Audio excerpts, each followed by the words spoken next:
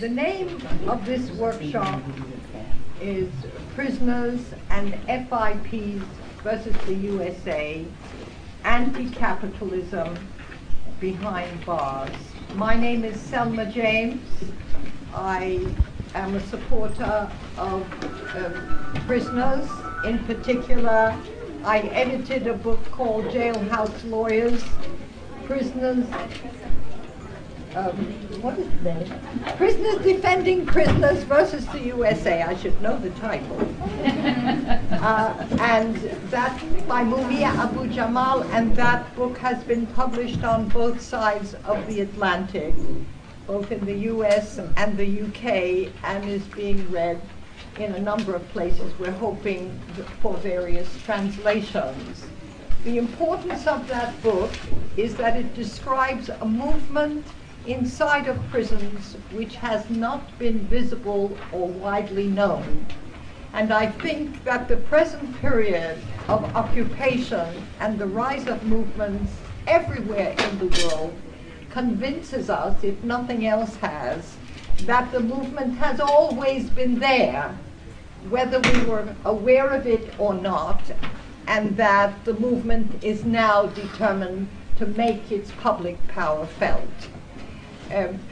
I think that accounts for the fact of this workshop and perhaps other workshops at this left forum, because increasingly people outside are astonished to find out what has been happening inside and how much the number of people inside have to do with what the movement is doing outside, intimidating, undermining that movement, and incarcerating many of the leadership and foot soldiers of that movement inside. We'll hear more about it as this remarkable panel will explain. Our first speaker, everyone will speak for about 8 minutes, 7 or 8 minutes, so we have time for proper discussion. There are a number of distinguished people who are part of this workshop who no doubt will want to have something important to say about their work. And we want to give them time to do that. Not too much time, but just enough. Okay, so we start, first of all, with Reverend Edward Pinkney. Now I have to introduce Reverend Pinkney as the person who has led courageously the movement in Benton Harbor, Michigan, against the most horrendous theft of the land and of the beauty and of the facilities of the people of Benton Harbor in a profoundly racist, against a profoundly racist attack. So he landed in prison, as most prisoners do, because he was innocent. You know, that in this country is usually a crime, because the guilty are all in charge, you see. So I want to begin with Brother Pinkney. Thank you. Like she said, my name is Reverend Edward Pinkney. I'm the first pastor in the history of mankind that's ever been sent to prison for writing a scripture in a newspaper. And the judge said it was a threat on his life. But what I want to talk about, I want to show how when you organize, that you don't try to separate people. That's how they beat us down. Anytime that you're dealing with people themselves, they're always trying to find something to separate us. They try to separate us by race, your gender, whatever it is, they try to separate you. Class, they try to separate you. But one of the things that I did when I was inside the prison system, when I first got there, they knew I was coming. Everybody knew I was coming. And when I got there, I ran into these Muslim brothers. And they wanted to know what I was going to do to help them. And I couldn't figure out what I could do to help you. I just got you. And this guy was about 6'5", so I couldn't turn him down. So I told him to let me think about it. So the very next day I came up with this idea that what I was going to do, I was going to organize the people on something that we all have in common, and that's the food. They had the idea, they had this fish called the buck naked fish. And it was about as naked as you can get. It was the nastiest fish, the smelliest fish that you have ever seen. So I used it as a tool to bring all the people together. So the first thing I did, I got the Muslim brothers. Then I went out and got the Aryan Nation brothers. Now, this Aryan Nation guy, he's been in prison for 8 years, but he had never spoken to a black person. So they told me he's not going to talk to you. I said, well, I'll make him an offer that he can't refuse. So what happened, I walked up to him and I asked him, could I speak to him for a moment? And the first thing that came out of his mouth was that I don't talk to black folks. I don't talk to black people. And I said, well, I understand that, but we got a problem. And we need to work this problem out. So after I talked to him for a minute, I told him it wasn't important that you liked me. See, that was the key word. We can work together, but we don't really have to like each other, as long as we have the same goals in mind. And that's how they separate us, by making say, well, you black, I'm white, and you shouldn't be together. So this Aryan brother, I walked with him around, when you're in prison, you walk around the yard. And I probably put in about 5 miles with this Aryan Nation guy. And everybody saw it. Everybody saw this black guy walking with this Aryan Nation guy who haven't spoken to a black guy since he'd been in prison. So what I did, I asked him, I said, look, I need your help. And I'm also here to help you. So he said, I told him that I had a plan. But I needed, because he was the second largest group there other than the Muslim brothers. And I told him I needed his help. So what he told me, he said, you know I don't talk to black people. I said, yeah, I understand that. But we got something in common here. We got a problem. And we're trying to neutralize this prison. So after we talked for a little while, we went on, he said, well, here's what I'm gonna do. I'm gonna go talk to my people about you. And if they say yay, it's a deal. So he went over there and talked to all his people. He came back and said, well, Reverend, I'm gonna work with you. He said, because you're the only black person that ever came up to me and said, it's not important whether you like me or not. I care less about him liking me. We had a problem, I had to work with it. Then I went to the skinheads. I got them to work with us. Then I went to the Mexicans and the Puerto Ricans.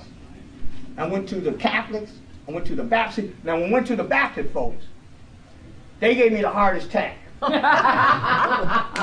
They told me that we're gonna have to go pray about this. And usually when they say they're gonna have to go pray about something, they're not gonna do it. Because you always hear these preachers talking about, I'm gonna go pray, let me pray about it. Anytime they tell you that, it's not gonna happen. But my main objective was to bring everybody together. I didn't care how I did it, but it had to be done. Because we had to stop this prison system from continuing to beat up on people. They was beating people up. They wouldn't even give us toilet tissue, and I had to have some toilet tissue. So I knew that we had a major problem. So after I got the Christian brothers, because I told them either they're going to be with us or against us. And if you're not with us, we're going to roll right over you. And they knew that at that time, by me having the Muslim brother and the Aryan Nation brother, they knew that they better come along. Because right that time, we had over 800 people. There's 1,400 people inside the prison. But my goal was to have over 1,000. And that way we can stop. So let me get to the point, because we only got 8 minutes. So here's where I did what I did. We came up with the idea about this buck-naked fish. And they only cooked 100 pieces of the buck-naked fish. Only 100 pieces. And I figured that would be the tool to bring all these folks together. Over 1,000 people joined us. Everybody went into the cafeteria and asked for the buck-naked fish. Everybody. They ran out after the first unit. They was mad. They knew something had to happen. They said, who can organize these folks like this? And they were wondering who could do this, because it couldn't have been me, because I only been here about 4 days. So it couldn't have been Reverend Pinkney. So they looking, they trying to figure out what was going on. They had the warden, everybody there, because this has never happened before. So now what they're saying now, here's the killer part.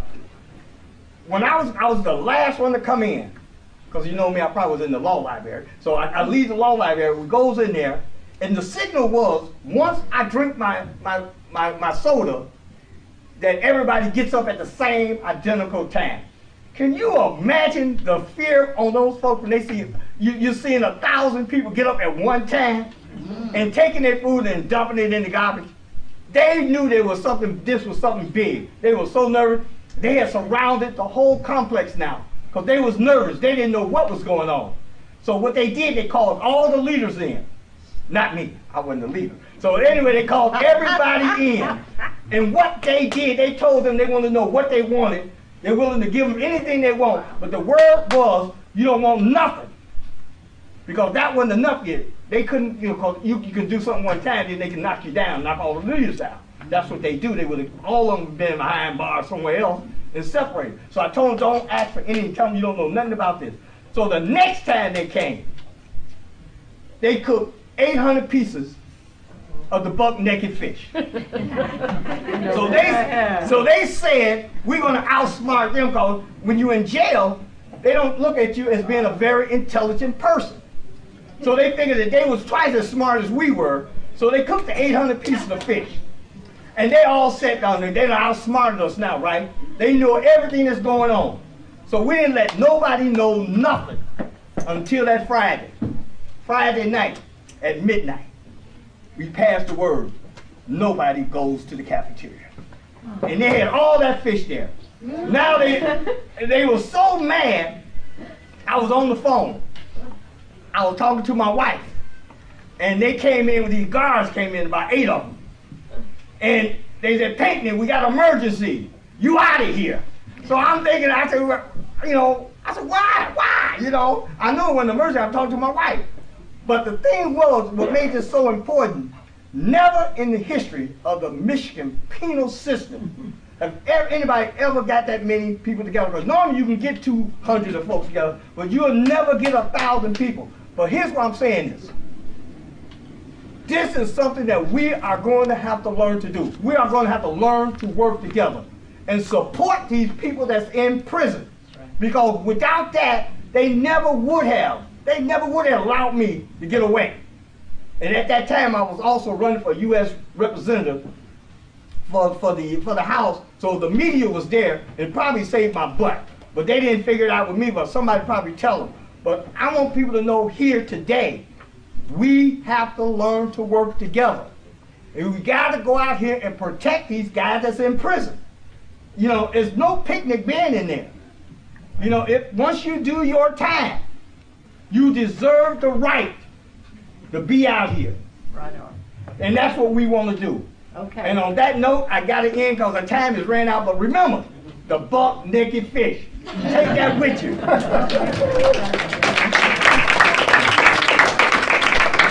Well, I let Reverend Pinkney go on because I didn't think I had the right to stop that story. That was wonderful. Thank you. And we want to know a lot more about your tactics and strategy, because that's what we need to know. Absolutely. Right. Okay. Now, my next speaker is Victoria Law, who has written on prisons and women in prisons. She had a short period of prison herself, and she's a mother and a campaigner. Victoria. All right. Thanks for coming, everyone. Before I start, you may have noticed this flyer on your chair. Left Forum doesn't have childcare. This is the 4th year running that it's refused to provide childcare even though parents and caregivers have requested it. So if you could take 2 minutes of your weekend or week and just call and say like, hey, could you have childcare next year and have inclusiveness for parents and caregivers and maybe some quiet for people that don't like children, that would be great. If you don't have a flyer, come see me afterwards. I can give you a Well, we'll have something before this workshop closes. We will deal with that as a workshop. Okay. Carry on. So my experiences with the prison system started when I was in high school. So I don't know how many of you have heard of the school to prison pipeline, but I went to one of those schools in Jamaica, Queens that was largely black, brown, and immigrant.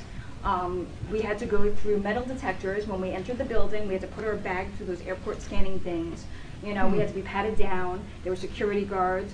A lot of people's, if you were white or if you were, you know, if your parents had more resources, they figured a way to lie to get you out of that school. They would lie about where they lived. So basically it was families with the least amount of resources and wherewithal and knowledge whose kids ended up going there. And a lot of times it was just a warehouse for people to just sit there for 8 hours a day. And these were perfect recruiting grounds for gangs. So gang recruiters from Chinatown came around and they started asking people like, hey, would you like to make a couple of $100 in a night, or would you like to sit here all day and do nothing and maybe flip burgers, you know, for the rest of your life? And think about when you were a teenager, when you're 14, 15, 16, couple of $100 versus sitting in a classroom being bored out of your skull. You know, most teenagers are like, I can make some easy money, that's great. So a lot of my friends dropped out of high school, joined gangs, and one by one got arrested for gang-related activities and got incarcerated. I also joined a gang, but as a girlfriend, so I actually, you know, came in through the very gendered way of recruiting, and also ended up in jail on an armed robbery felony charge when I was 16. So this is, you know, sort of like what happens when you don't have resources for your children. So this catapulted my awareness of prison issues because I was in jail very briefly, got out, and I continued to support my friends who were inside. And I would go to see them in Rikers Island. And when you go to visit somebody in jail and you sit in the waiting room for visiting, you're sitting there for hours on end. And oftentimes you're sitting there with the exact same people every week. And it's all black, brown, poor, immigrant. Nobody there is, you know, Bernie Madoff's wife. Nobody there is, you know, Jeffrey Dahmer's spouse or whatever. You know, it's like all people who are in for either drugs or property crimes. So it's all people from the lowest economic strata. And that made me think, like, you know, why is it that, like, you know, we're not seeing all these, like, you know, mass murderers and rapists and, like, you know, like people who, you know, built, you know, citizens out of, like, thousands of dollars. And it didn't really coalesce for me until I started coming into the city and started reading prison literature, because that was what I got attracted to. And I said, well, let me try to make sense of this experience. And so I started reading about prisons. I started reading about, like, the prison industrial complex. I started reading about mass incarceration. And all of these theories jibed with what my reality was, sitting in those visiting rooms in Rikers Island and going upstate. And so I started working around prison issues. I helped set up a Books Through Bars program in 1996 to send free books to people. You know, I started working with people who were incarcerated around, you know, the organizing issues, you know, in upstate New York and in Trenton, New Jersey. And then I went to college, which most of my friends were not able to do, having gone to prison. And when I was in college, I decided to do a paper on prison organizing. And so I spent a semester researching what prison organizing looked like after the 1970s, after the FBI and COINTELPRO had decimated many of the liberation movements, and what did prison organizing look like when it was divorced from 1970s radical organizing. And at the end of that semester, I looked at everything I had amassed and saw that it was all men. And I said, well, what are women doing to organize? So I started asking people who had been active in prisoner rights and anti-prison work for decades, what do women do? And for the most part, they were like, women don't resist, women don't organize. And at the time, there were about 100,000 women in prison. Now there's almost 115,000 women in prison. So I found it really hard to believe that almost 100,000 women just sat on their hands and endured prison conditions. So I started from scratch, and I said, well, let me throw out everything I can think about prison organizing and prison resistance, and let me look at what the issues are that affect women in prison, and then see how they're organizing and resisting. So what I found is that women face many of the same issues that men do, you know, bad food, bad health care, racism, guard brutality, but then they also face very gender-specific issues, you know, that aren't necessarily seen as prison issues. So women in prison face really atrocious health care while they're in prison and medical care, but they also face the lack of female-specific health care in prison. So oftentimes prisons don't have, you know, screenings for breast cancer or treatment for breast cancer or cervical cancer. Most prisons still don't have the resources to deal with women who are pregnant. They don't have OBGYN services. So the organizing around that doesn't necessarily get picked up as resistance among people who are looking at what do people on the inside do. More than half of all women in prison are mothers to children under the age of 18. And when you look at the way our society is gendered, oftentimes when a father goes to prison, there's a female relative willing to step up and take care of his children while he's inside. When a mother goes to prison, oftentimes she's a single-head of household, or her partner is arrested alongside of her, or her partner might say, you know what, I can't take care of these children, you know, that's not my job, because of the way we see parenting. So children of incarcerated mothers are 5 times more likely to end up in the foster care system than children of incarcerated fathers. And that becomes particularly devastating for communities and for children, because in 1997, Congress passed the Federal Adoption and Safe Families Act, which mandates that if a child has been in foster care for 15 of the past 22 months, the state has to start termination of all parental rights. And only 2 states at the time made any exception for whether the parent was in, whether the child was in foster care because the parent was in prison. New York State became the 3rd state, and only in 2010 did that pass, because formerly incarcerated parents and their advocates actually rallied and advocated and lobbied for this exception for years and years and years, for like more than a decade. Women in prison are often shackled when they are transported, as are men. They are also shackled when they are pregnant and in labor. So that when they are brought to the hospital in labor, going to deliver a baby, they are often shackled, which means that they have handcuffs on their hands, a chain that goes around their belly, and another chain that goes around their feet while the woman is in labor. And they're brought to the hospital, and it is not up to the medical staff on duty to say when those shackles come off. It is up to the guard that attends them. And if that guard doesn't feel like taking the shackles off at the time, or if the guard is out for a soda or whatever, the woman's life and the fetus's life is in jeopardy. And only 14 states have legislation either banning or limiting the use of restraints. Again, because incarcerated and formerly incarcerated women and their allies have fought for these laws. Florida may become the 15th state. The legislature just passed it after much, pushing from people who are allies to women in prison, but it's sitting on the governor's desk right now, and who knows if it will be signed. But that leaves 35 to 36 states that still have this practice. All right, and women are also disproportionately abused and battered prior to incarceration, and women have organized around this, specifically around battered women's movement and clemency for battered women. So 2 quick cases. In Ohio, in the late 1980s, women formed a support group called Looking Inward for Excellence, which was supposed to just be a support group for women having long sentences. And when they got together, they realized that most of them had long sentences because they killed their abusers. In the late 1980s, people weren't talking about abuse and domestic violence, so it wasn't something that came up in court. It wasn't something they felt that they could then push the courts on. And then, so they got together, they talked about their experiences, and then they said, you know what? We don't deserve to be in prison for killing our abusers. We don't deserve to be abused. So they started the first successful mass clemency campaign for women incarcerated for killing their abusers. And not only did they, organize amongst themselves to demand clemency from the governor, but they also went to all the different cells, all the different units, all the different cafeterias and places where women gathered, and they would talk to other women and say, hey, what are you in here for? Oh, you killed your husband or your boyfriend, and they would start working with them through the guilt and denial about domestic violence and abuse. Like letting them know that it actually wasn't their fault, that, that they had been abused, no matter what had been told to them. They started working with them on drafting their own clemency petitions. It led to 25 additional women realizing that they should get clemency. This is 25 additional women that realized that it wasn't their fault that they had been abused. that they should not be locked up for having finally defended themselves. And in the end, the governor pardoned a bunch of the women, and it was the first mass clemency campaign. And this led to other battered women's groups in prison organizing. Good job.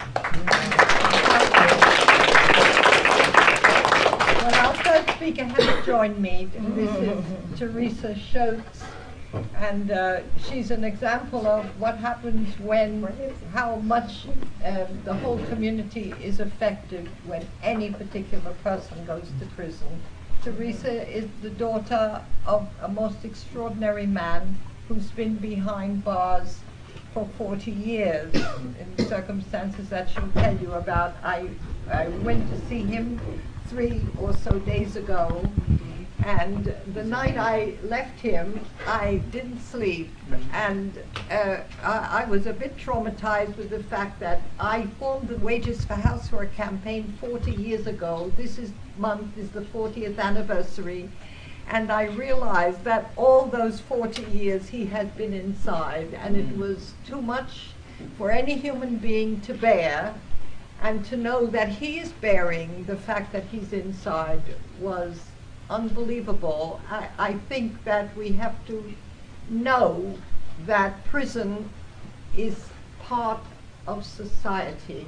It's not other than society. And if you see somebody inside, you know that in a way you're inside too, and that it's your business to find out how inside prison you are and what to do about it.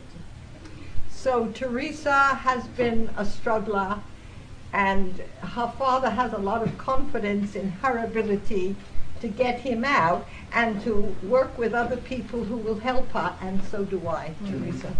Hi. So I am the daughter of Russell Maroon Shoatz, and he's fast approaching 70 years old, and he's been in solitary confinement for more than 30 years now. Outside of his ability to lead behind bars, I think what the prison has done is taking this years with him behind in solitary confinement to study him also. Because you have youth now that are being incarcerated and they're placed in solitary confinement and they cannot handle it. A lot of them are taking their lives in solitary confinement. It doesn't even come close to 40 years that he has spent in 23-hour lockdown. Within 6 months, you could see some mental instability with these youth who are, or either adults who are placed in 23-hour lockdown. It's inhumane, and it's not for anyone. I can tell you, I haven't really had an opportunity to have physical contact with my dad since around the age of 7 or 9 years old. Between that time, our visits from that time to now have been behind glass. I can remember going to the prisons as a young kid, and I thought they were because I didn't really know my dad was in prison. So I thought that they were these well-manicured campuses, you know, and I would go in, because at that time, the prisons were more about educating the prisoners. You're talking 30-something years ago. There was education. When you went into the waiting rooms, there were sites where the kids, the children, would have reading time. There were daycare-like little rooms set up for the kids that were visiting their parents. So I just thought of it as this great place to go and visit my dad. I just knew he was far away somewhere. It wasn't until I say I was about 11 years old, I realized my dad was in prison. And I had gotten these 50-cent pieces for Christmas from my uncle, and I unfortunately mailed one to my dad without knowing about money orders and stuff like that. And when he called, I said, "Did you get my 50-cent piece for Christmas?" He said, "Oh, baby, don't do that. You know, one of the guards took it." And it changed my whole theory about this prison thing. I said, the guards, but they were so nice when I was there. You know, they had these little waiting rooms. And after that time, I had vowed that they weren't going to take another thing from my dad. That outside of this campus, I thought, I knew these people weren't right. And I said to myself, the first visit that I get to see him again, and I didn't tell anyone else this, I was going to get the first guard. Thinking, you know, I could do this. And got to the prison, my aunts made the call, you'll be visiting your dad. So I was like, okay, I still held that inside. Got to the prison, I kicked the first guard I seen in the balls. And I was carried out of that prison with both arms. And they said, you won't see your dad today. I said, that's okay, because, you know, I got my point across. I realized you guards aren't the people that I thought you were, and that you took my dad's money. And they said, is this what this is about? No, your dad is not going to get anything. And I didn't get to see my dad that day. And my dad, when I thought about it, I said, oh my God, he must be worried. And he told me, he said, as I knew you would be in my corner. So here I am, still in his corner. But we're talking some 40 years. Now, I'm well above 40 years of age now. So it's been most of my life. So what we have begun is a campaign to release him from solitary confinement. We're trying to make that happen also inside our communities. Russell Shoatz began a campaign, an organization called the Human Rights Coalition Group out of Philadelphia, HRC Philadelphia, and there's the HRC Pittsburgh Fed Up. Right. And what we wanted to do was go into communities and organize branches in different states and build up a family movement against this prison system. Now, it's been a difficult task. It really has, because as I say often, family members who have loved ones in prisons are overwhelmed with so much other stuff. I mean, we're talking about a school system that they're tolerating that don't care anything about our youth.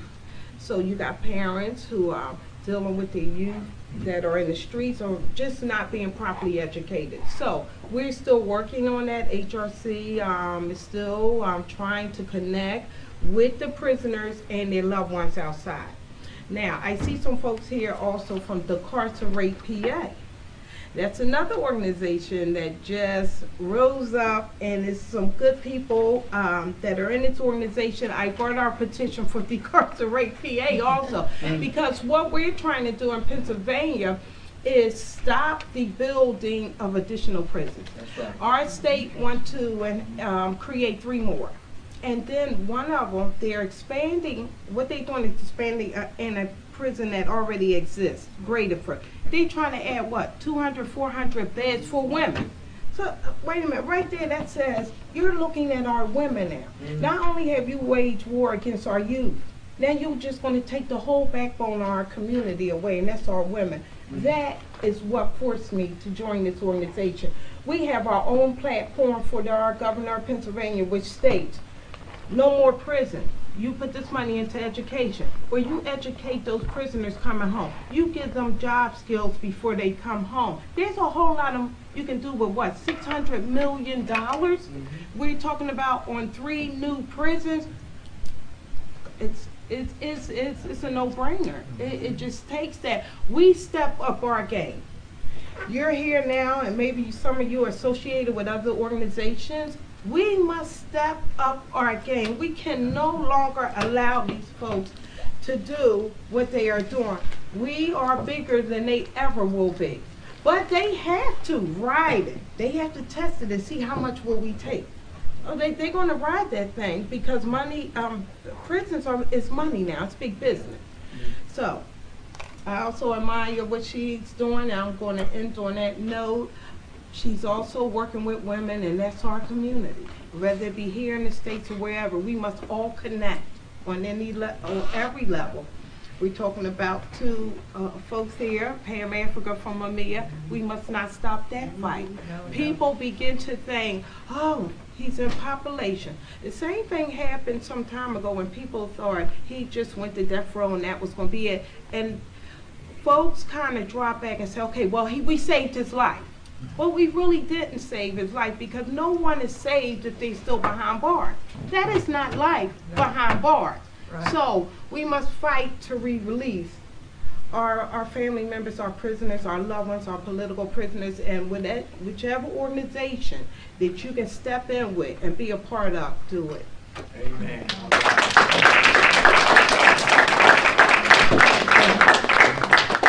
I want to mention, because you mentioned Mumia, I had to mention Leonard Peltier.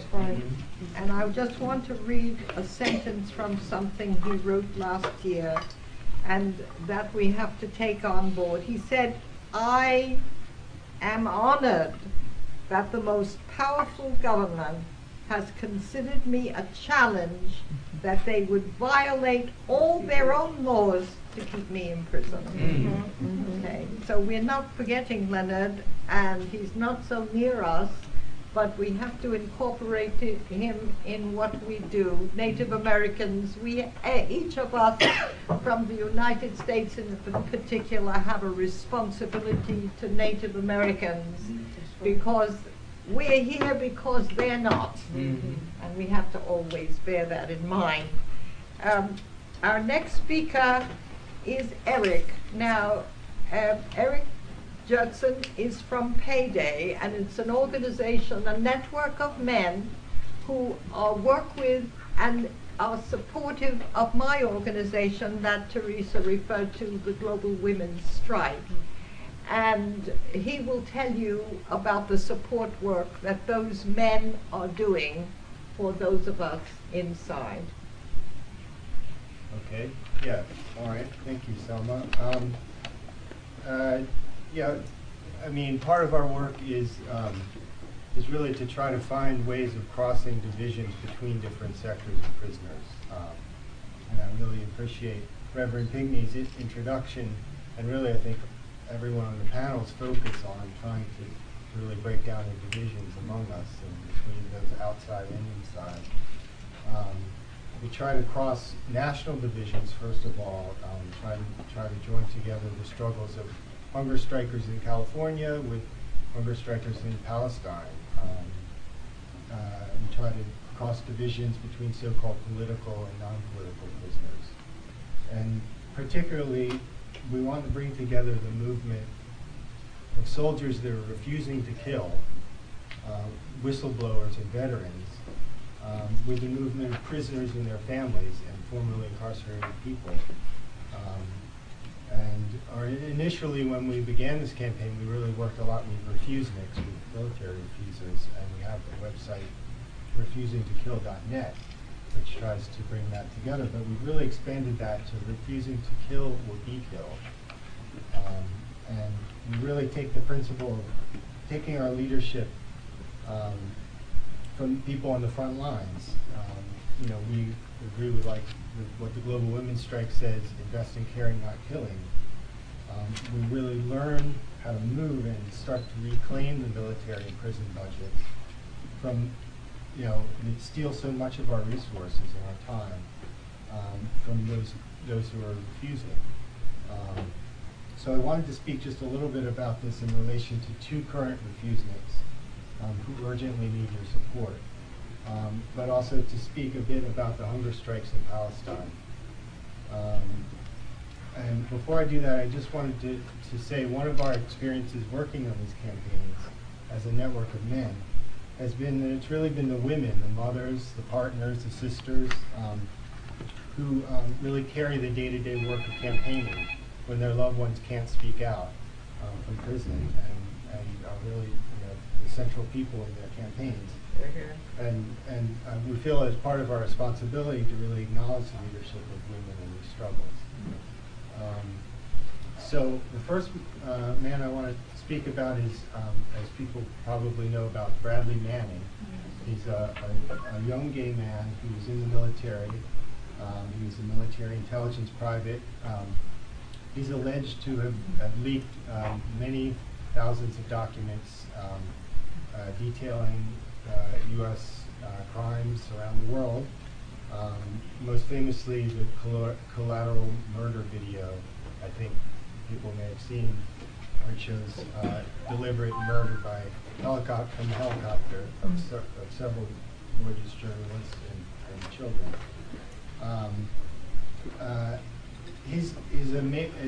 It's a hugely important case for all of us in the movement, because these revelations that WikiLeaks brought about had a huge effect on in the Arab world, bringing about the revolutions that happened in last spring, and in turn became central to the Occupy movement in this country and other countries.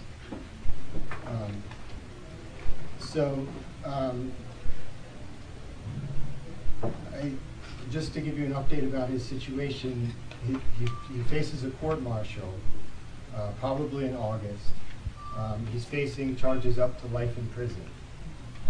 He had a hearing in the past 2 days in Virginia. His lawyer is calling for dismissal of all charges against him. The military has blocked almost all of the defense witnesses, and it's really become a show trial. And prejudiced, first of all, by Obama, who publicly, said that he was guilty, that he broke the law. Yes. So there's been a lot of campaigning internationally we've been doing on this. Just to mention, there's an Icelandic parliamentarian who nominated Bradley for the Nobel Peace Prize, and we want to get people's support for that. Lawmakers in this country and other countries, other prominent people. But I think Bradley's case also relates to the rest of the prisoner movement, because for 9 months he was held in solitary confinement, tortured, forced to sleep naked, all the things that people who are in the prison movement know happen all the time. But his case really shines a light on it because it has such prominence, and he actually won.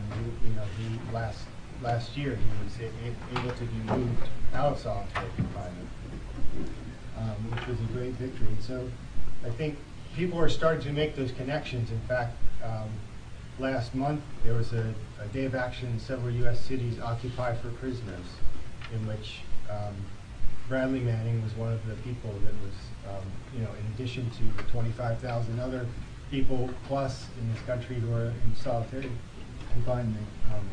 So people are starting to make those connections.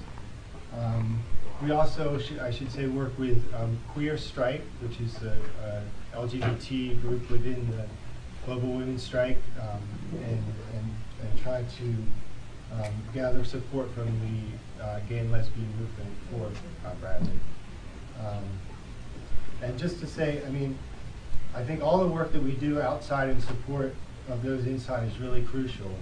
And we've seen that, first of all, we protect them by writing to them and campaigning and doing things so that authorities really can't afford to continue torturing them. But we've seen in the cases of a lot of refuseniks, when there's a public campaign, the sentences go down, and even if they're, but up to including Lieutenant Aaron Wakata, who was the first Army officer to refuse to go to Iraq, who had such international support that his court-martial fell apart, and in fact he didn't serve any time in prison. So things are really possible because of the outside pressure.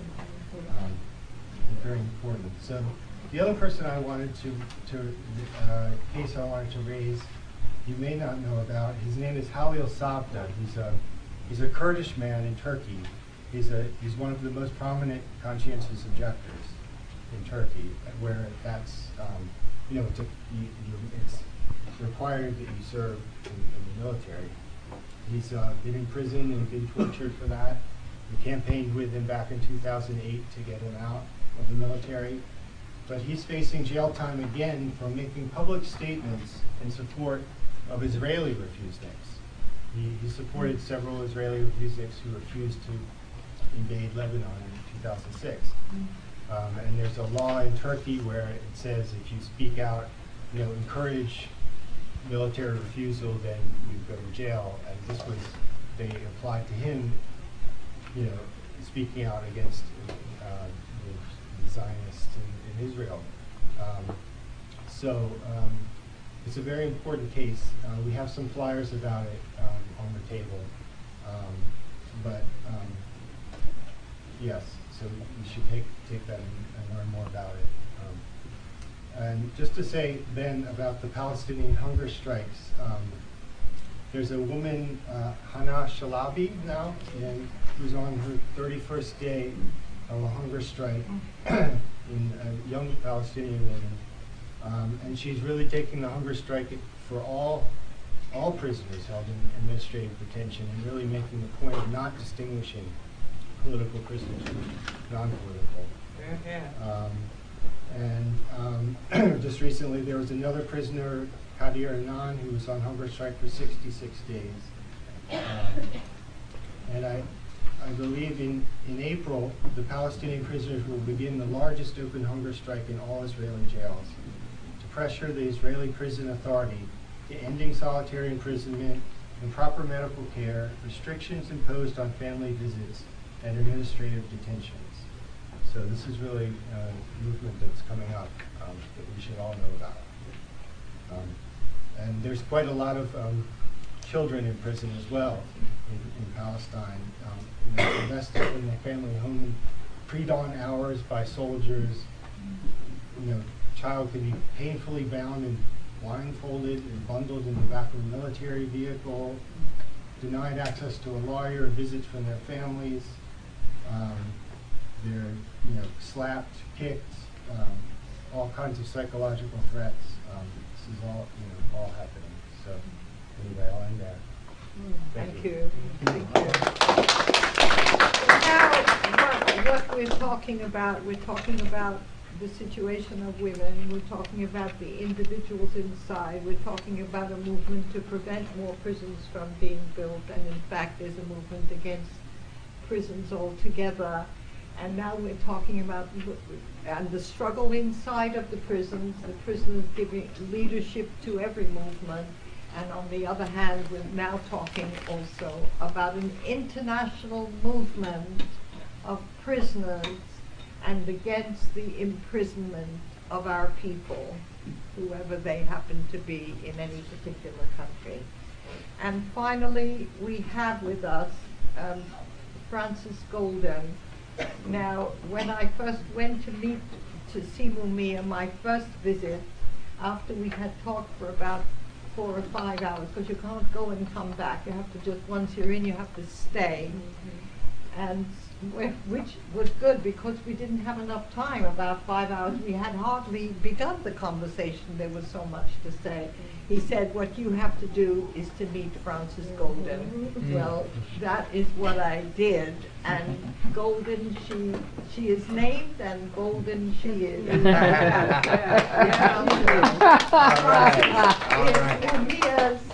Mumia's literary agent, and she is an agent for Mumia. I have to tell you that right now, Francis. All right, Francis. The freest person that I know in this world is behind bars. And I kid you not. Mumia has not shut his mouth since he was in prison. He got in when he was a baby, and he's 30 some odd years, 30 years on death row. And for the past few weeks, he's been in general population. But they put him in prison not because he killed anybody, because he didn't. The man has never killed anybody. But because he exposed all the wrongdoing of the police in Philadelphia. And he did it on the radio, and he did it in newspapers. And he was a brilliant journalist.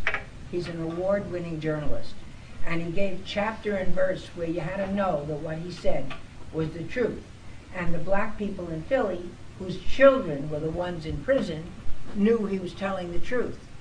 And when they found him on the scene of a crime where a cop had been killed, and Mumia was on the scene having been shot in the chest by the cop and was dying and bleeding on the sidewalk, they didn't give a shit who killed the cop. They got the man that was making their life a living hell.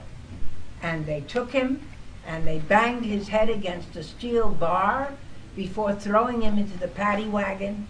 When he got to the prison, to the hospital, they threw him on the floor. They kicked him in the head with their boot. And then the cops, the police, the doctors took over. And he was half dead. His sister came to the prison and walked right past him because she didn't recognize him. He was so swollen and bleeding that she did not know her brother. So he has spent his time in prison, and as soon as he caught his breath and his wounds were healed, what did he do? He spoke out about what was wrong with the prison, about what was wrong with the prison system, about what was wrong with the president, and what is wrong with capitalism. And he hasn't stopped. Twice a week, he does a commentary, which is on WBAI, and if you listen to it, you will listen to the clearest political analysis you have ever heard from any professor. The man reads 5 books a week. None of them are novels. He's like a sponge. When you have a big meeting and we get him for 3 minutes on the air, and someone asks him a question, he doesn't answer the question. He gives you American history. He gives you chapter and verse. He is so intelligent. He is so knowledgeable. He's one of the most remarkable. He's clearly the most intellectual, brilliant strategist in the country today, and still behind bars. So I'm not going to go into what's wrong with the prison system. Everybody you heard has told you the truth. We've got to end the prison industrial complex. We have to rely on our women because they are the ones that are the strongest fighters, because they're the ones who take care of the children. They are the ones who gave birth to these people who are in prison. There's something about our women that is breathtaking. And so we have to make sure that whenever we have meetings and whenever we have speakers, women have to be part of it. That's right. Because they're more than half of this world, and we are giving them short shrift. So what I will tell you is that we've had it. We've had it. Just like we want no more prisons, just like I want no more fucking capitalism, we want to free Mumia. Because when we do that, we'll be opening up a whole new world of freedom in this country. So, on the 24th of April, we are going to occupy the Department of Justice. Because at this point it is the Department of Injustice. And we have to turn that around. We are going to have 30 prominent people like Danny Glover, Francis Fox Piven, M1 of Dead Prez. I have a new client named Norman Finkelstein. He has agreed to get arrested on that day. I am the first one who will raise my hand who say, I'm getting arrested to free Mumia. And there's 2 things that all of us have to do to cut my time short, so we'll have some questions.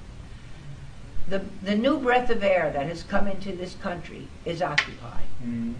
Those of us who do not respond to the calls to join Occupy are selling ourselves short. We have to support Occupy in everything it does because it's changing this country.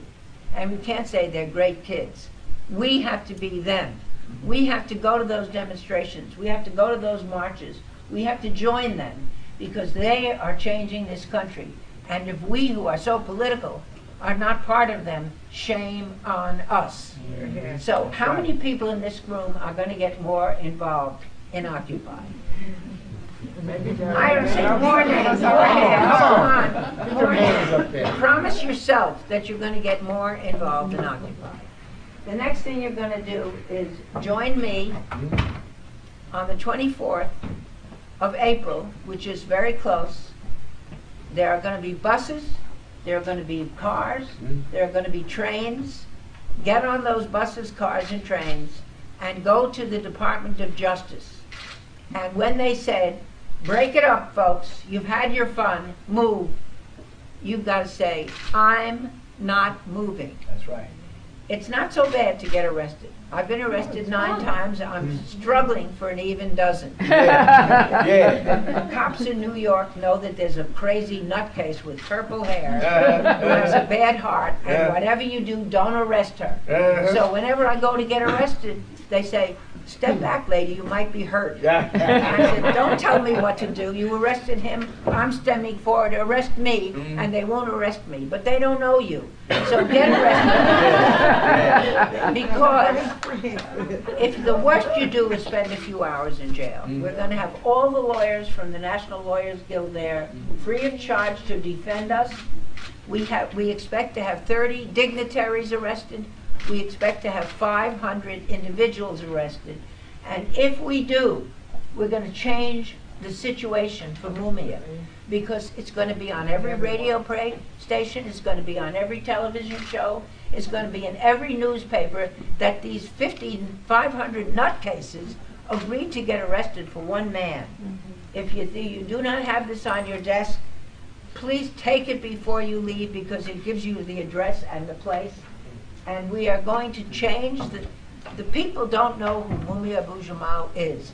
You do know who he is. We have to tell the rest of the citizenry so that we can make a big splash. We did it on the 9th of December at the Constitution Hall in Washington, D.C. And overnight, millions of people knew that Mumia existed, that he's innocent, that he should be freed. I beg you to join us on the 24th. Let's get arrested. Let's fill the jails. Let's fill the newspapers. Let's fill television. And let's free Mumia Abu-Jamal. Thank you. All right.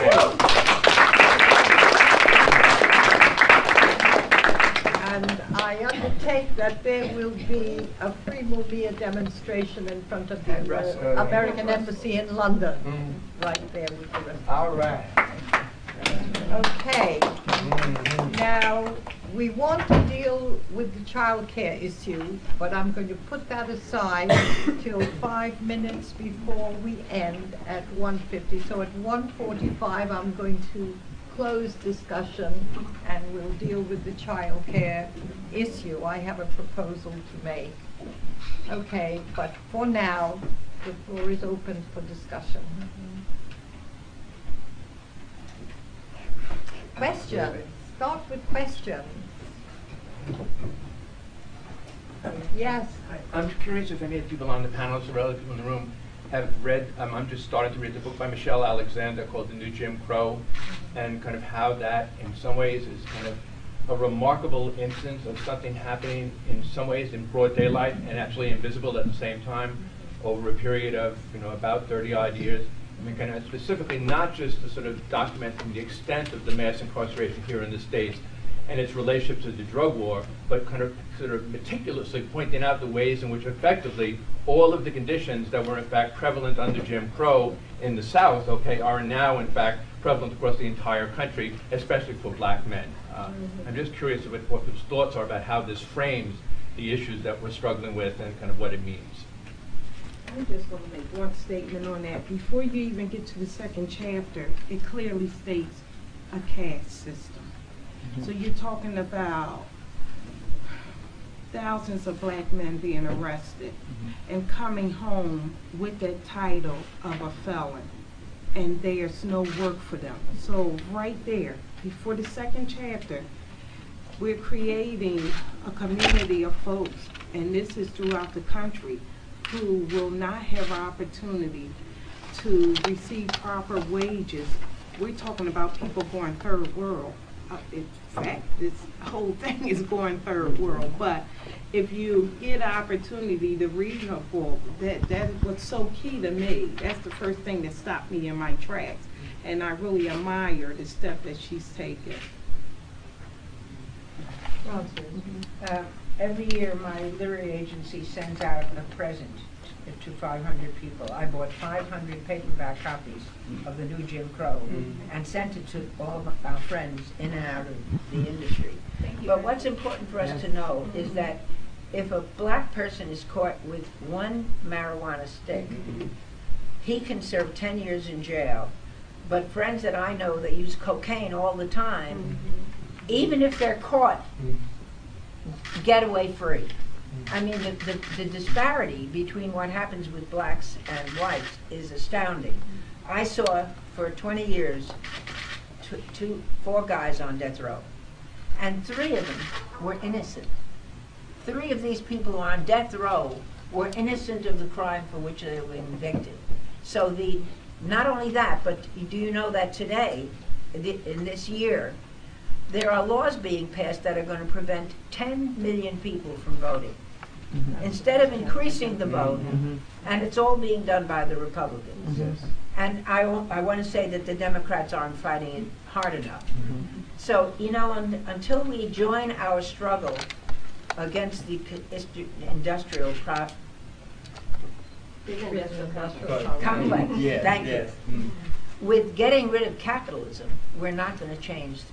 There's 2 things I'm going to do. I'm 88, so I have to work really fast. I want to see Mumia free. She is working fast. And I'm doing a book, which is going to be published within a year, called "What is the United States Like Under Socialism?" And it's going to be written by the top left minds in this country. Francis Fox Piven, everybody that's smart, is writing what's wrong with capitalism and what socialism would look like in our daily lives in this country. And when that book is published and Mumia is free, I'm ready to check out. No, no. Yeah, That's when you stop living.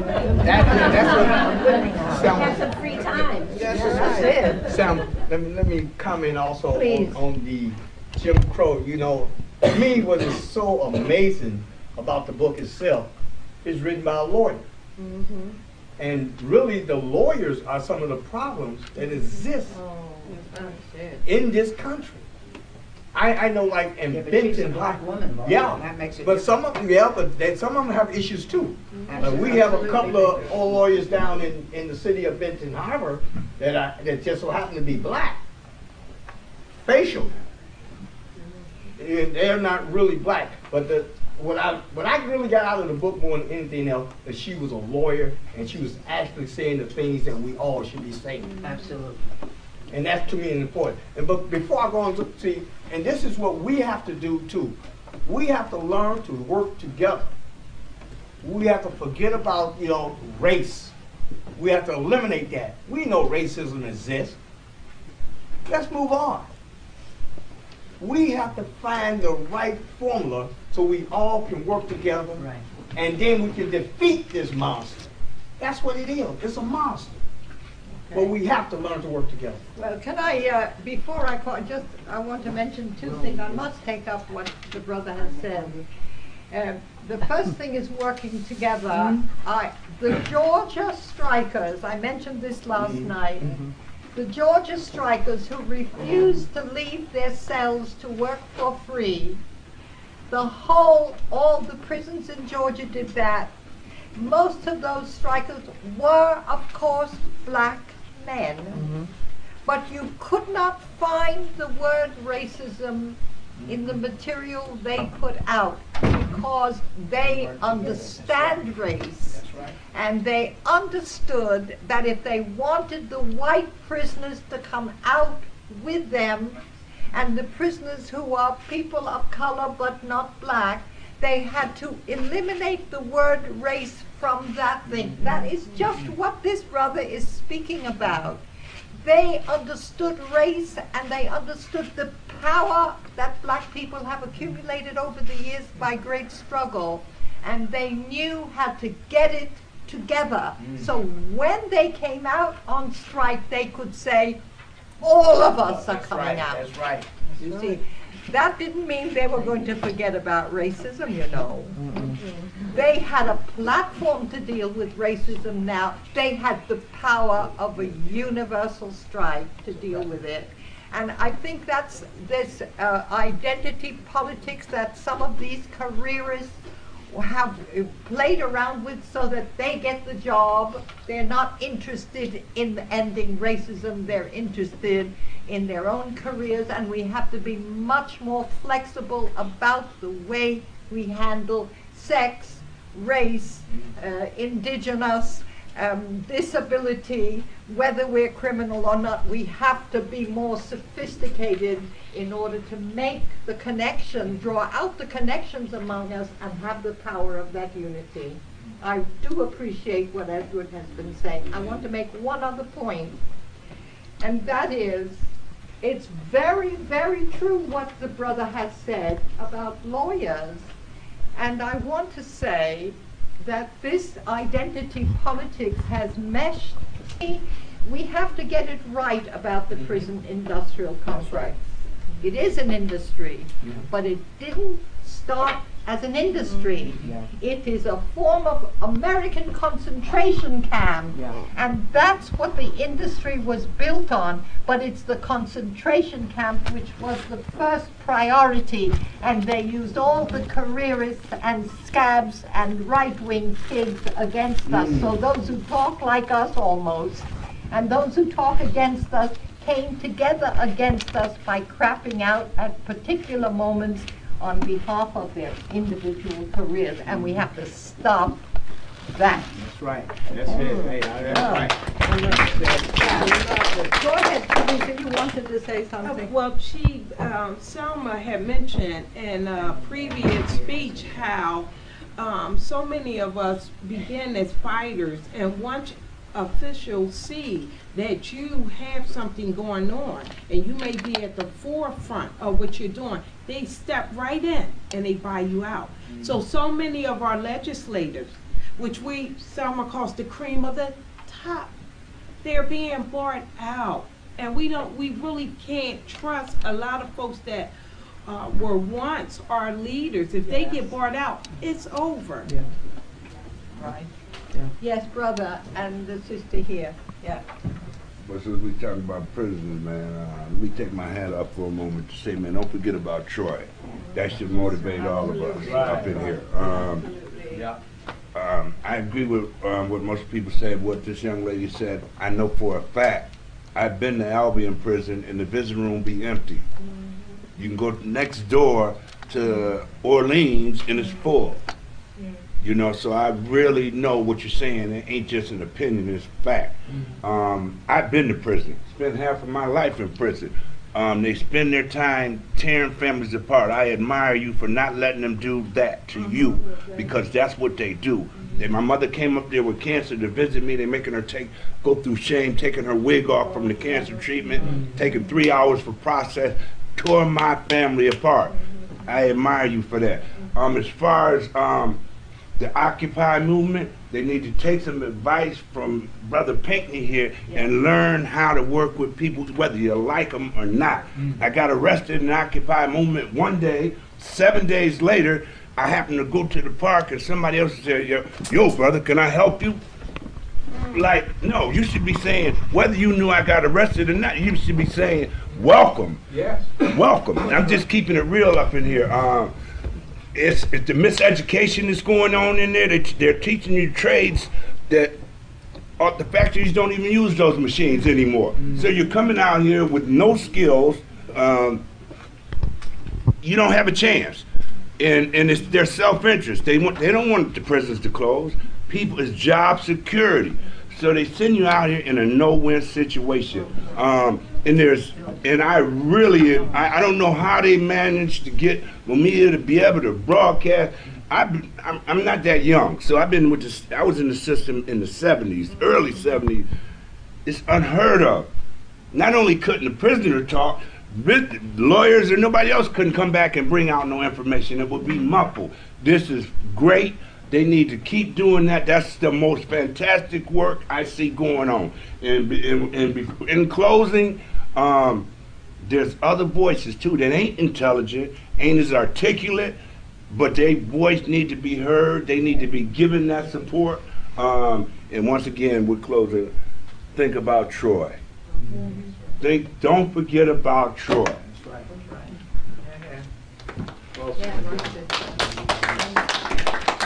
Everybody had so many interesting things to say, but I want to hear the end of the story, what happened after people didn't go to the lunchroom. And I'd like to hear anything more that Victoria would like to say about girls and women in jail. Well, I got good news for everybody. they no longer serve the buck naked fish. And but it was even more than just the buck naked, I mean the food itself. You know, it was like toilet tissue. It's something that you should have. You know, if they ran out of toilet tissue, you don't have, you're on your own. Whatever you can use. So what we did, you know, the day they came and got me, I also gave them the list because I had already anticipated that they was going to get rid of me sooner or later. So we gave them a list of demands, and the most important thing, they got toilet tissue now, they got soap, they got, and no longer serve the buck naked fish. That's crucial. And it shows what you can do if you can work together. It doesn't, you know, like white people don't want to work with black people don't want to work with that, Mexicans don't want to work with the Puerto Ricans. I brought them all together to tell them, hey, we're all in this together. And we have to learn to fight together out here. Stop all this separation. That's how they defeat us. Divide and conquer. That's why we're in such a compromising position today. We have no reason, it's more of us. And here's, I'm going to say this, I'm going to cut off. The 99%. We got some people in the 99% trying to protect the 1%. We have. That's the problem. Yes, we have. That's the problem. Defending the police. Absolutely. And then these we got like commissioners who's not even close to being part of the 1%, trying to protect them and what they like. They have to be exposed. Yeah. So that's what I do. I expose them. I go to meet every, and they don't want to hear what I got to say. You'll say it anyway. That's right. A lot of people will defend you saying it. Now, the sister wanted to say something. I would like to hear anything more she could tell us about women losing their children. Well, you come from a university, is that right? Pardon me? You teach at a I university? do. I'm thinking of what the students in the well, classes are this- interested in. Yes, I'd like you to come. This sister actually. needs to be invited to I'm universities. just thinking to of doing speak. that afterwards. I Will you? haven't heard that women's studies programs have wanted Victoria Law to speak at their meetings and at their classes.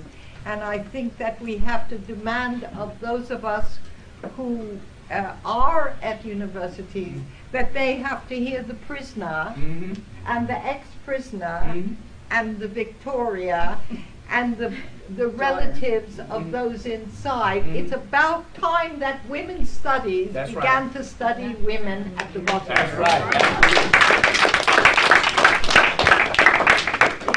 If you should say something in addition, because she's really interested. Okay, so a couple of quick things, because I know we've got like a lot of people, a lot of speakers, I don't want to take up so much space, is that women, you know, have been losing their children, and so a lot of prisons have like no provisions whatsoever for pregnant women. You know, they shackle them. 14 states, maybe 15, if this governor ever gets around to signing this legislation, have legislation limiting shackling. And it's not a top-down thing. I want to make that clear. It's because the women most affected have been organizing around this. It's because their allies have been organizing around this. But why is this even something that they should organize around? So in Massachusetts and in Georgia right now, there's legislation, you know, introduced, and legislators don't want to look at this. You know, the general public doesn't believe that there is such a thing as shackling of women in labor, because they call the prison up and the prison warden says, oh no, we don't have that. You don't need to pass that law. And again, it's the women themselves that are organizing because they share their stories. And when you think about women in prison, you have to remember that women who end up in prison are often at the bottom of the economic, educational, race, et cetera, et cetera, et cetera ladder. So they're the poorest. They're oftentimes, you know, like the women of color. They're the ones without resources. They don't have money for lawyers, or, you know, and they don't have the white skin privilege or right to say, like, don't prosecute me, you know. There have been studies that show that white people and white pregnant women are more likely to be diverted into drug treatment than women of color. There's an increasing criminalization of pregnant women of color for using drugs. Now, you know, you could argue that, like, pregnant women shouldn't use illegal drugs, but then if you criminalize them and automatically sentence them to incarceration, who's going to go get help? Like, am I going to out myself as a drug user while pregnant and possibly face prison time and having my child taken away? Or am I going to continue using under the table and hope to hell that my OBGYN doesn't find out? You know, like, these are questions that should be asked. there are prison nursery programs in several prisons in the country, but one question I want to leave you with to shift it is, why aren't we thinking about ways to decarcerate women? You know, instead of saying like, let's build nurseries, let's have like better pediatricians or OBGYN wards, why aren't we looking at decarcerating? And I'm going to go south of the border for a minute to tell you that in Argentina, they have, as in many Latin American countries, they allow mothers with children under the age of 5 to raise their children in the prison with them. Now, you know, this kind of goes both ways because the prisons are still atrocious. You know, the food still sucks. There are cockroaches, there are rats, you know, like the children don't have happy or healthy childhoods. Like they come out and they can't deal with open spaces or men or, you know, like things that they haven't been exposed to for the first 5 years of their lives. But the alternative is them not being with their mothers. So women incarcerated in Argentina started rioting first over conditions. We have children in this prison. Why don't we have a pediatrician on call 24/7? Our children don't just get sick between 3 and 6 in the afternoon on Tuesdays. You know, we need a pediatrician here at all times. So they rioted. They took over visiting rooms. They held guards hostage. They set things on fire. And the prison relented and gave them a pediatrician. You know, then they wanted better food. They were like, you can feed us grub. You know, like, but growing small children need more than just, you know, grub that fills their bellies and has no nutritional value. So they rioted over that. And they continued to demand better conditions. And that coupled with people on the outside also saying like, why do we have these children in prison, but they should also be with their mothers, led to Argentina finally acknowledging the importance of the mother-child bond and starting to allow women who are pregnant or have small children to serve their sentences under house arrest. Which again is not like quite the answer, but it's a step closer to getting women out of the prison system, getting people out of that prison system and not just saying like, let's pour more resources into prison. So that's something that like some groups in the United States, led by formerly incarcerated women and formerly incarcerated mothers, are also talking about now. It's not, we want better services for mothers in the prison, but let's look at getting mothers and other people out of the prison. That's it. That's right. Good job. And you know one reason that that happened in Argentina is because you have a tremendous women's movement in Argentina. The mothers of the disappeared and the grandmothers of the disappeared are the ones who spearheaded the end of the dictatorship. Remember that, against the Israelis who were funding that son of a gun. Dictating. What's his name? Pinochet. Pinochet. Okay. Yeah, a couple of things. First of all, I want to say the brother with the sister who's organizing Mumia is being able to send messages out regularly is at this conference, and you should meet her. But she's really done a phenomenal job, Noel Hammerhand, in making this possible. And it's definitely the exception. Couple of things. I just want to thank you to the panelists. I'm sorry I missed 2 people. What I heard was phenomenal. Couple of things. First of all, I want to second, and I was hoping it wouldn't get passed by so quickly, what Selma said about I don't think you used the word fascism, but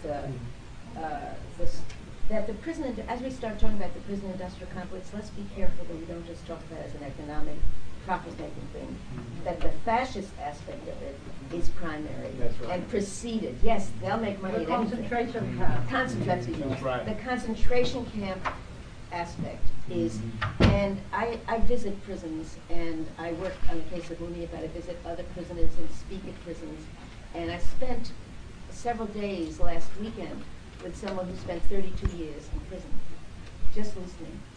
And the stories of how he described, not just torture, which of course prison is, but what it does to your head and the level. He kept saying that the only aspect that he ever saw in prison was punishment. And where do we come, and of course I have a 10-year-old granddaughter who in her public school is experiencing, when she's in detention, it's like being put in isolation cell. I can't begin to tell you my outrage when I see that and how they're, you know, and she's a middle-class kid, but she's being trained because she's a child of color who is being trained also to accept prison. And the concept of punishment and torture is so endemic to the system. Then I want to say one thing about the lawyers and the politicians. One of the great things about Michelle Alexander's book, and when she speaks publicly, is that she gets up and says, at first, I didn't understand the system. When I understood it, it scared me. I thought they're going to think I'm crazy if I talk about it. Yeah. And the transformation of her then taking the stand of speaking about it is something that most lawyers don't do. That's right. Okay, now most lawyers, I've been involved with a lot of lawyers too, not myself in cases of people in prison, and I really, the book, Jailhouse Lawyers, all of you, if you haven't read it, it is a phenomenal book. It's in many ways my favorite book of Mumia's, because it really, here it is, because it really explains how a lawyer, most lawyers in this society, and obviously there's some exceptions, but fewer than one would expect, progressive lawyers, so-called progressive lawyers, fall into the same trap. The head, the education, the consciousness is still that of a professional. And I'm a psychologist. I had to detoxify my head to be of use to people. I was trained, my head was trained in a way that I was going to be useless or destructive in working with people. I've been in the field for 40 years. That's what I had to do to my head. And I mean to really take what they tell you and what they teach you and what they try to get you to see yourself as above the people, whether you're a psychologist or a lawyer, and take it out of your system. No matter how progressive, I hear a lot of lawyers sounding, even to someone like Mumia, who's obviously brilliant and educated and all that, as though they know better. They're more realistic. They know the system, as though what we need is to be, quotes, realistic. So that's one thing. The second thing in terms of sellout, I worked with the Congressional Black Caucus back around 1995, also in Mumia's case, and at that time, they were great. I should show you the letters they wrote. Mumia's innocent, Mumia should be released. They said, you know, really, really heavy support. I came back to them 2 years ago, 3 years ago, when we were trying to do a campaign for a civil rights investigation. The same people, some of them are the same people, won't touch the case. I couldn't get one Congressional Black Caucus member, actually just Charlie Rangel, who was in trouble and needed our support in Harlem. We had a demonstration in Harlem, so he signed up. But nobody else, Conyers wouldn't sign it. People who've been around for years, everybody said he wouldn't sign it. They wouldn't sign it. They were scared. They had really sold out. And I gradually, the New York Times had an article about 2 years ago about how the Congressional Black Caucus was given a building, its own, a brownstone. They have been bought off, totally. So that, absolutely. And so to think, you know, but things change. I mean, I was expecting they'd be the same person gets worse. The same individual gets worse. So these are just some of my observations that I just wanted to share in terms of my experience that's relevant. But this is wonderful discussion. You have to catch those students, the law students, before they become lawyers. If you can inoculate them. Right, and unbrainwash them before they leave law school. Right. Well, the movement has to say what it wants. That's true. You see, the movement has to become broader in its perspective. That's right. Because the 1%, we have to break that down. We have to say who that 1% is and who the supporters of that 1% are. And I think that we have to demand a great deal more of all of those who claim to be the movement but who aren't. Yeah. The NGOs, the non-profits, the ones who do surveys, for what purpose, we don't know. We don't need that survey, we need a picket line. You know, we have to decide when we want facts, what facts we want, and we have to be guided by the people who are on the cutting edge. So if the prisoners need this information, that's the information we should get. If the movement needs that information, we should go for that information. But information for information for information, it does nobody any good except to take resources from the movement and put them in the hands of the individual who can buy a bigger house for himself. Yes. Did we want? One thing I want to yeah. piggyback on, when you said we need information that will help our movements. Yeah. If anybody wants to take on a research project that has academic resources, which I don't, there's a correlation, apparently, between women who have been pushed off of welfare from the welfare reform of 1996 and the dramatic increase of women going into prison. Yes. However, there have been no actual, that I've found, you know, maybe like I don't have all the academic resources that people in universities do. There don't seem to be any studies that specifically look at the women who have been pushed off of welfare and the rise in women's incarceration. So that's something that like our movement needs, because then we can actually say like, this is what happens when you cut our safety nets. You know, and this is what we need. Like this is the kind of information that we need that would be helpful in talking about mass incarceration and how the public policies that we have that seems so distant from prison practices and prison policies, you know, actually do intersect and impact each other. Yes, we had a survey some years ago that showed with every cut in welfare there was an increase of women in prostitution. With every single cut. We need to have that information updated and broadened. And that's the kind of research we need.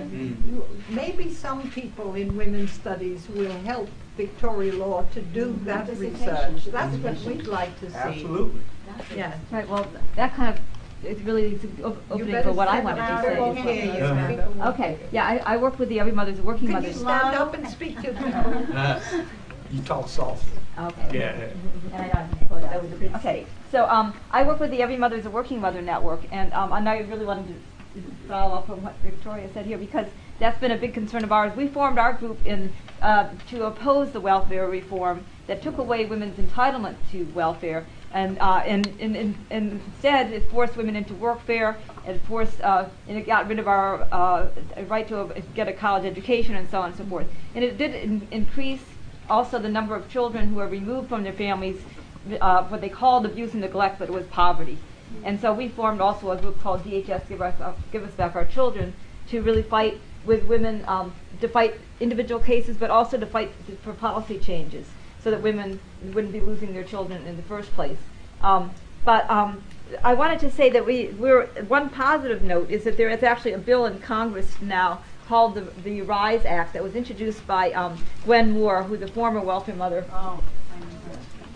from Wisconsin. Yeah, and she's introduced an act that would change the goal of the current welfare reform, which is caseload reduction, where they aim to throw you off at any cost to child poverty reduction.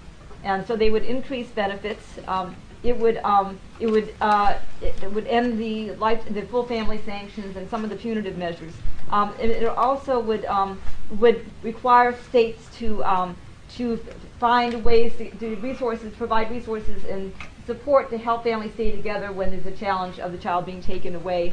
It would end the ban on people with a felony conviction getting welfare. So it doesn't do everything. It doesn't value and give a figure to what we contribute as mothers and caregivers, but it certainly opens the way for that to happen more so, and it starts to change a system that has ended up, as you say, with more women in prison and homeless and with no income at all, zero money. So anyway, we have a petition that we're circulating on this, which we hope people will join in, because they some of the kind of advocacy groups that Who has funded. it? Who has the petition? Oh, got one right here. I was going to take off the filled ones and give you the blank ones. But, Yes, so you're going to pass that around. because again, to underscore what Selma's been saying about the nonprofits, some of the groups that should be publicizing this aren't. I mean, and because they say it's not going to pass. Well, it's not going to pass if nobody knows about it, and we don't do anything about it. So please sign and let us know if you're interested in being involved in our grassroots campaign we're building on this. Right, thank you. Look, Sam is here. He's my son, but I'm not going to call on him because of that. It's because he's a trade unionist. Yeah. And I think that we need some trade unionists to deal with the question when people come out of prison and they can't get a job because they have a record. He told me some things about the way that's moving in the unions, and we need to know that. Well, two things since I'm out. The first thing is the behavior of the union movement in relation to prisons in general has been atrocious, has been horrendous in their own defense. because they have allowed people to work for free. Now, if anybody should be against people working for free, it should, you know, it should be the unions. And it's undercutting union labor, it's undercutting wages everywhere. And by the way, in terms of the welfare stuff, I did do a study at one point, and it was clear that cutting welfare and doing away with welfare as a right also made sure that the minimum wage didn't rise to something like 15 years, by the way. So, and again, the union movement didn't do a heck of a lot about it, right? But the other thing that has happened and has gotten practically no publicity and which hasn't been used by the union movement to my knowledge, right, is the fact that at least the Justice Department of the Obama administration, the Civil Rights Division, has issued a dictum, I forget what the proper legal term for it is, but they've said that on its face, failure to hire people with a felony record is considered discrimination unless the employer can prove that there's some damn good reason why a felon couldn't do the job. Right. And it's something which has been completely hidden. Yeah, absolutely. And that the union movement has not taken up, and it's a great way. I mean, I've been working for the last couple of years in Los Angeles, right? And clearly, and I work for a public, I work for the union representing people at a public utility, at the Southern California Gas Company. And they should be responsible for hiring kids from the inner city. That should be part of what a public utility that feeds off the whole community should do. And they, among others, should be responsible for that, and we're beginning to make them totally responsible. But the union movement as a whole has done absolutely nothing with that civil rights dictum. How many people here are members of unions? 1, 2, 3, 4, 5, 6. Well, 7, 8. Yes. That's your business to do that. And if you sign that sheet, can you go back and say union on it, because you should find out now, today, how to get a copy of that piece of power and write to your union and ask them what they're doing about it. That's the way to get the ball rolling. You know, you have to start, you have to do something. And that's something that should be done today. I want to say one other thing. You see, the brothers spoke, a number of people here spoke who were in prison. At the UN Social Forum in 2010, which I attended, I wandered into, I didn't know what I was doing, into a workshop of FIPs, Formerly Incarcerated Persons. People who are smart beyond smart, because they have been inside, and there is nothing you can tell them about the state, about the hierarchy in society, about what is really happening in the world in stark form. Okay, they know it they know the truth, and there's no way that truth can be hidden from them. And we have to make use of those people. Those people are precious. A lot of people don't get out. Troy Davis. And a lot of people, you know, are defeated inside or die inside. But some of us get out, and these are precious people in our society. We must ask them to educate us. That's right. To tell us what the society is really like, because what we get outside is a watered down form of what they get inside. So we will know more about what is happening to us, and we will strengthen our movement. Okay, so that's why the title is Prisoners and FIPs. And they are doing some fantastic organizing in all kinds of communities, including organizing, I understand, in Pennsylvania on this question that that Sam spoke about felons not getting jobs. So that's the kind of work that is going on. That is the breadth and strength and depth of our movement. And we have to take power from that, strength from that, and unity from that. We should publicize that fact about the Justice Department. Yes. I never heard of that. Well, we're going to get some more. He's there to get the information from it. This brother. Yes. I was at that workshop too in You were Detroit. at that workshop. I was at the workshop, but I wanted to say I do have one positive thing to say about, keeping it real about prison in New York State. They provide child care. Shame on the left forum.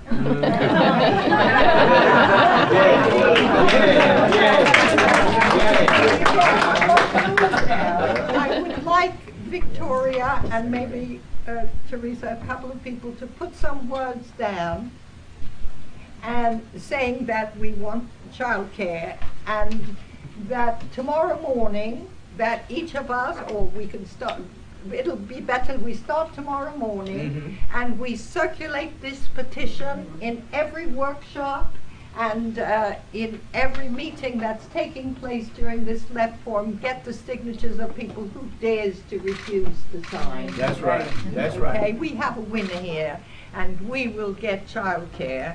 Okay, and can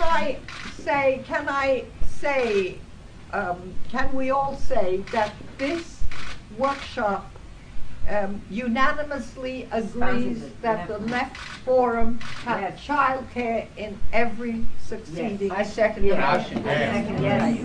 Can I have a show of hands, please? Yeah. All right. Any refusals? Anybody who dares to say no? Unanimous it is. Yes. Okay. We have about 3 or 4 minutes for whoever wants to say anything. The panel. If you leave and don't have one of these, please make sure you get one. Right. And I want to simply say, in Benton Harbor, Michigan, May 23rd through the 27th, we're going to occupy the PGA, the senior PGA. And we want people to come. We're expecting a lot of folks to be there. And I'm expecting each and every one of you to come, because this is so tremendous. Benton Harbor is the only city in the whole United States that actually have a dictator. That's right. He's a bona fide dictator. Absolute power. He fired the mayor and he fired all the commissioners. Took his desk and put it in the basement, the mayor. But on that note, I don't want to take up too much of your time. But I just want to say, occupy the PGA. I'm going to talk about the in our next one about the Professional Golf Association. Professional what? Golf Association. Yeah, that's it. The golfers have taken the land and the beautiful land off the lake for themselves. Of course. Stole the whole damn thing and making millions. Right. And in memory of George Carlin, who really knew what golf courses were all about. Yeah. He always railed against golf Yeah. and golf courses and what a waste they were. And take the water from the people in many places. So occupy the PGA. May 23rd to the 27th. Be there. I just want to announce that there's a DVD up here that was made by mothers and supporters of who've been mothers trying to get their kids back from the Department of Human Services, whose kids were taken, put in foster care, not because they were abusive, not because they were neglectful, not because they were even on drugs, but because they didn't have housing, or they didn't have heat, or they had a leaking roof, and the struggles they've had to get it back, the successes and some failures of it. And it's a fantastic film. We sell it $5 for those who are dealing with the issue, to $25 for those who want to show support. So please get it. Yes, it's really a brilliant DVD, and I'm happy that I have 1 minute in it. I also want to announce these 2 books. You spoke about Amazing book. Jailhouse Lawyers. It is a great book, and we need your review to appear somewhere, please. We're very short of reviews. We couldn't get the British press, you know, the major British press to review it. We've got a few reviews, but it is an extraordinary book, a description of a movement and a description of characters. He does that so well. The particular people and, you know, how they did their business and what they thought about it. It's just a wonderful read. Yeah, and this English edition, by the way, which we're probably not supposed to be selling yet, has my extensive introduction, so I would recommend it to Theresa. And this is the book that has come out. I'm here because this book was issued. It's an anthology of my work for 59 years. It's really 60. It's a bit mistake here on the numbering. Yeah. But it is available, and I think it's available here generally. It's called Sex, Race, and Class, The Perspective of Winning. And that's what this workshop has been about. Yes. Everybody here now has begun to realize that we can win. That's right. And That's we're right. here to say that we must win. That's right. That's right. Theresa wants to say the half. I also wanted to really address the solitary confinement in the United States. Yes. There's big news around it now, and we need to really push forward with what's going on with the solitary confinement. Yes. Marla, I think it was Marla with the Department of the Federal Bureau of Investigation, the FBI, was also confused. If you were looking, focusing on the news last week about United States Americans can be killed, not just held indefinitely, but now they're talking about they can kill. And even the FBI agent Marla said, wait a minute, I'm kind of confused about it. Are you talking about United States outside of the country, or are you talking about us United States citizens right here? So let's not let them get away with solitary confinement or this thing that they can, and I think Obama signed everything to go through that Americans can just be killed and nothing be said about it. Also, when you talk about solitary confinement and prison, we are taxpayers footing this bill. We are footing the injustice that we're sitting here complaining about. We are footing it. So if you're, I'm not okay with that. And with the welfare mothers, let's go back to the 70s. In my community, that was a moment where women were on top of every movement in the 70s. We ran our communities. We were the backbone of our community. We had a Senator, Roxanne Jones in Pennsylvania, who took everything down that went against women and children. So let's not forget that. And when I do speak about lawyers catching them before they, no, as Selma said, you don't have to catch them before they become lawyers. You are the 1%. You are bigger than any 90%. And we can take the lawyers out of here too if they don't want to do the right thing. Selma is about to announce that demonstration, Occupy the Justice Department. I have 3 tickets from New York to Washington, D.C. for that demonstration. All you have to do is put down a $10 deposit that you get back that day. You will pay nothing if you show up.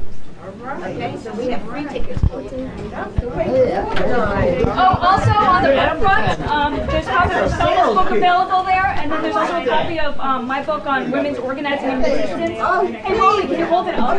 No, wait. This sister's telling you something very important. So if you want to find out more about women's resistance and organizing, if you want to find out what other groups in this area are doing this work, there's a resource section in the back so you can see what groups are working around pregnancy issues, what groups are working around women's medical issues, what groups are working around specifically around incarcerated women's issues and formerly incarcerated women's issues in New York, and how you can get involved. Because again, it's not just about us knowing this information, it's taking it to the next step and acting. Right on. Okay. Thank you, Victoria. Thank you to a wonderful panel.